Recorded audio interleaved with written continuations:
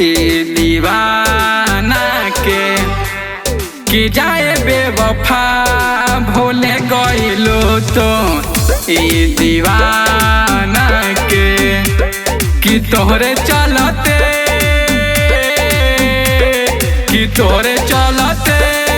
बनी दुश्मन हम ई जमाना के कि जाए बेवफा भूले गइलो तो ई दीवाना के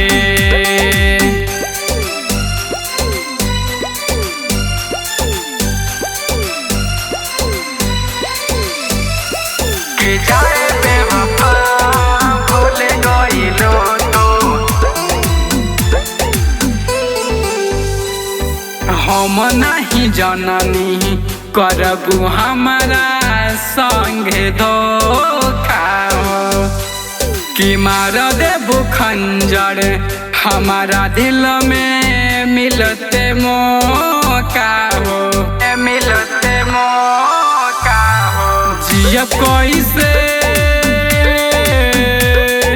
जियब कैसे तोड़ा दिहलो तुम आरमाना के कि जाए बेवफा भूले गइलो तुम ई दीवाना के कि जाए बेवफा भूले गइलो तुम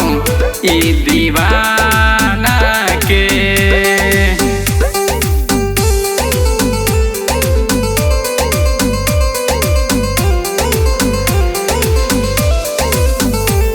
कि जाए बेवफा भूले गइलो तो राही तो नरेंद्र से तू काहे प्यार कइलू हो कि रोवता सुमितावा तू चिरागवा के हो गइलू हो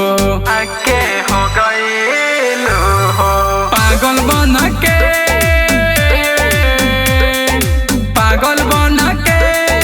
खोजता निया पन ठिकाना के जहिया से गइलू छोड़ देनी पानी खाना के कि जाए बेवफा भूले गइलो तो ई दीवाना